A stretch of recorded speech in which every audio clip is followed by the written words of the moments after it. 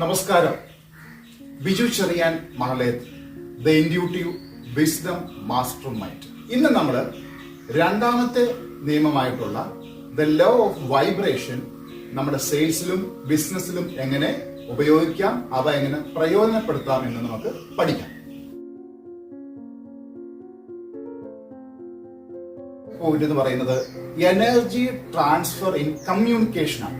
അതായത് നമ്മുടെ കടയിൽ എത്തുന്ന കൺസ്യൂമേഴ്സിനോട് അല്ലെങ്കിൽ ഉപഭോക്താവിനോടൊക്കെ നമ്മൾ കമ്മ്യൂണിക്കേറ്റ് ചെയ്യുന്ന ഭാഷ, ആ ഒരു ഫ്രീക്വൻസി, ആ ഒരു വൈബ്രേഷൻ തീർച്ചയായിട്ടും കൺസ്യൂമറിനെ പോസിറ്റീവായിട്ടും നെഗറ്റീവായിട്ടും അവരെ അഫക്റ്റ് ചെയ്യുവാൻ ഇടയുണ്ട്. അപ്പൊ കമ്മ്യൂണിക്കേഷൻ എന്ന് പറയുന്ന ആ ഒരു സ്കില്ല് തീർച്ചയായിട്ടും നമ്മൾ പ്രയോജനപ്പെടുത്തണം. അത് തീർച്ചയായിട്ടും വളർത്തിക്കൊണ്ട് വരേണ്ടത് ആവശ്യമാണ്.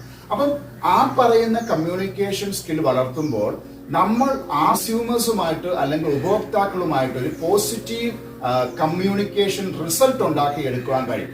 അപ്പൊ അത് തീർച്ചയായിട്ടും അവരെ നമ്മളിലേക്ക് ആകർഷിക്കുവാനായിട്ടും അവർ കൂടുതൽ നമുക്ക് റെഫറൻസ് തരുവാനുള്ള സാധ്യത. സെയിൽസ്മാൻ അല്ലെങ്കിൽ ബിസിനസ്മാൻ എന്ന നിലയിൽ ഈ പറയുന്ന കമ്മ്യൂണിക്കേഷൻ സ്കിൽ ഡെവലപ്മെന്റിന്റെ ഭാഗമായിട്ട് നമ്മൾ വളർത്തിക്കൊണ്ട് വരണം. എട്ടാമത്തെ പോയിന്റ് എന്ന് പറയുന്നത് എനർജറ്റിക് ഇന്ററാക്ഷൻ ഓഫ് എൻവയറൺമെന്റ് എന്ന് പറയുന്നതാണ്. അതായത് ഓൺലൈൻ ആയിക്കോട്ടെ അല്ലെങ്കിൽ ഓഫ്ലൈൻ ആയിക്കോട്ടെ, ഈ ഏത് മേഖലയിലുള്ള ബിസിനസ്സിലും ഏത് എൻവയറൺമെന്റിലും പുറപ്പെടുപ്പിക്കുന്ന ഒരു ഫ്രീക്വൻസി ഉണ്ട്. അത് ഞാൻ മുമ്പ് പറഞ്ഞ പോലെ തന്നെ ഓഫ്ലൈൻ ആയിക്കോട്ടെ ഓൺലൈൻ ആയിക്കോട്ടെ, ആ ഒരു സിസ്റ്റം നമ്മൾ ഡെവലപ്പ് ചെയ്യുമ്പോൾ ഈ പറയുന്ന പോസിറ്റീവായിട്ടുള്ള ഒരു എൻവയറൺമെന്റ് നമ്മൾ ക്രിയേറ്റ് ചെയ്യപ്പെട്ടാൽ, അല്ലെങ്കിൽ നമുക്ക് അത് കൂടുതൽ വിസിബിൾ ആക്കി എടുക്കുവാൻ സാധിച്ചാൽ നമുക്ക് കൂടുതൽ കസ്റ്റമേഴ്സിനെ ലഭിക്കുകയും അവര് വഴി നമുക്ക് കൂടുതൽ കച്ചവടം ലഭിക്കുകയും ചെയ്യും.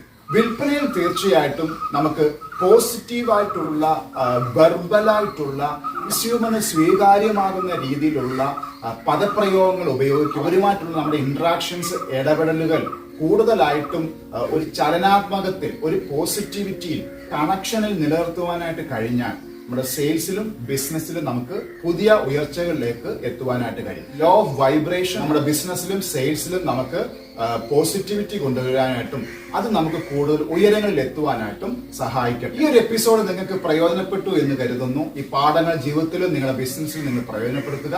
അടുത്തൊരു എപ്പിസോഡിൽ കാണും വരേക്കും നന്ദി, നമസ്കാരം.